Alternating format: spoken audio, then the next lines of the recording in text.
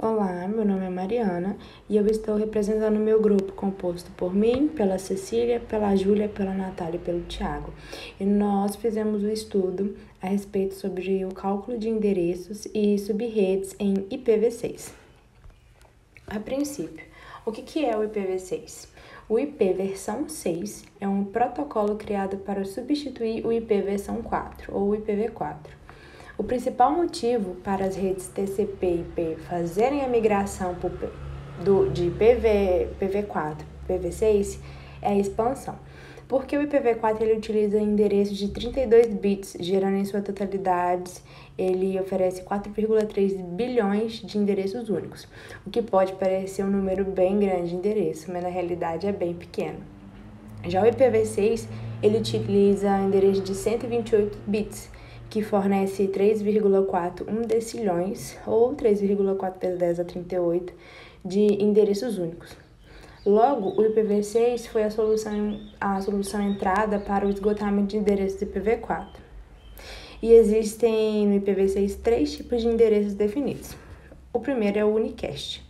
Esse tipo de endereço identifica uma única interface, de modo que um pacote enviado ao endereço unicast é entregue a uma única interface. Tem também o unicast, que ele identifica um conjunto de interfaces, ou seja, um pacote encaminhado ao endereço unicast, ele é entregue à interface pertencente a esse conjunto mais próxima de origem. Isso é de acordo com a distância medida pelos protocolos de roteamento. Um endereço unicast ele é utilizado em comunicações de 1 para 1 de muitos. E também tem o multicast.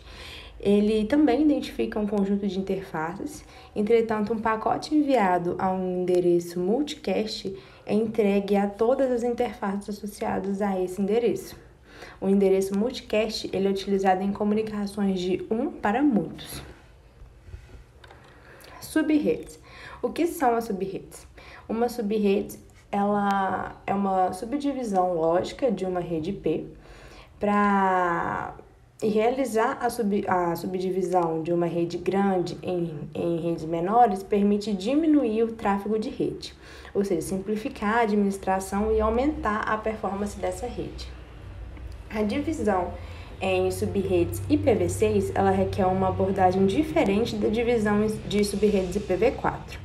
O principal motivo é que com o IPv6 há tantos endereços que o motivo para a divisão em subredes é completamente diferente. O espaço de endereço IPv6 não é dividido em subredes para conservar endereço. Ao invés disso, ele é dividido em subredes para suportar o projeto hierárquico lógico da rede. Quando a divisão em subredes IPv4 é sobre a escassez de gerenciamento de endereço, a divisão em subredes de IPv6 está para criar uma hierarquia de endereçamento com base no número de roteadores e de redes que ele suporta. Aqui nós temos um bloco de endereços, um exemplo da imagem, né? O ID de subrede de 16 bits, ele produz 65.536 subredes, 64 possíveis, e não exige o empréstimo de qualquer bit de ID da interface. Cada subrede IPv6-64 contém aproximadamente 18 endereços de quintilhão. Obviamente, mais do que será necessário em um segmento de rede IP. As subredes criadas do ID de subrede são fáceis de apresentar, porque ela não há uma conversão em binário necessária. Para poder determinar a próxima subrede disponível, apenas conta acima em hexadecimal, como está mostrando aí nessa figura, e isso significa a contagem por hexadecimal na porção de ID de subrede. O cálculo do IPv6. Abreviando os endereços de IPv6.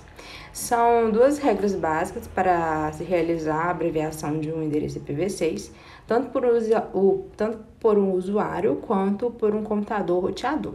A primeira, nós devemos retirar os zeros principais nas 3 posições à esquerda, dentro de cada quarteto de 4 dígitos hex, E fazendo isso, qualquer quarteto de zeros será representado com um único zero.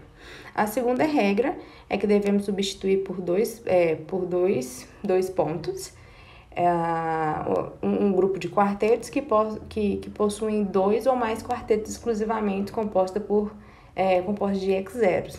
Essa substituição por dois pontos só poderá ser feita uma única vez, porque se utilizados em mais vezes, o IPv6 perde a sua clareza.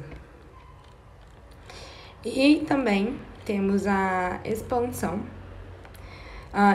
de endereços IPv6 abreviados, ou seja, para poder voltar o endereço de forma abreviada para a forma completa, com números de 32 dígitos. E também existem duas regras que são o inverso das citadas anteriormente, ou seja, a primeira, vamos adicionar os zeros principais à esquerda em cada quarteto até que o mesmo possua 4 dígitos x.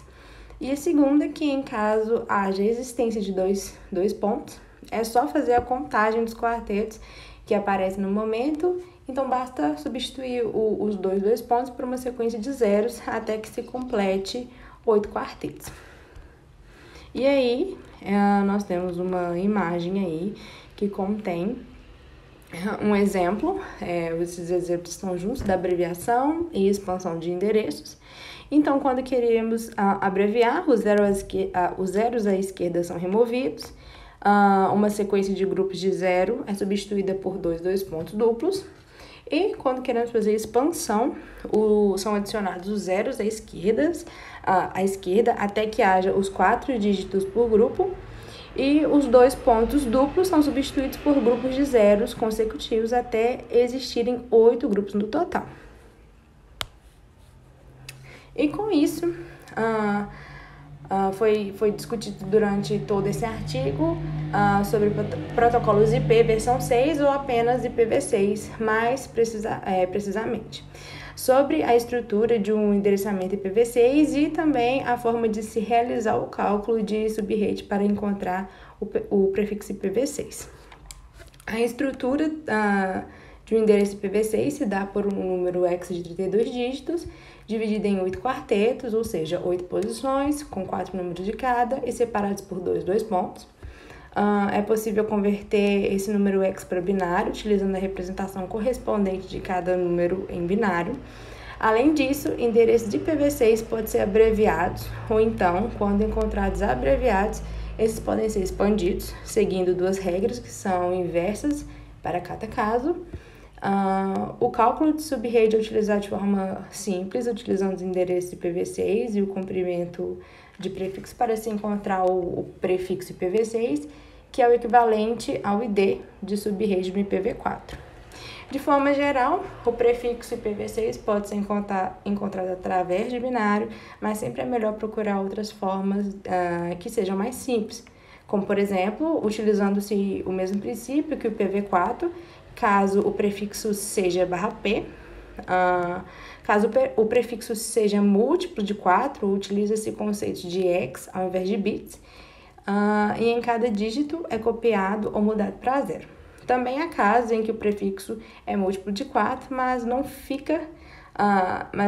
mas não de 16. Então, dessa forma, fica mais fácil, pois o limite se localiza no final do dígito x. Bom, aqui está as nossas referências, de onde nós consultamos para poder fazer esse trabalho. Eu agradeço em nome de todo o meu grupo.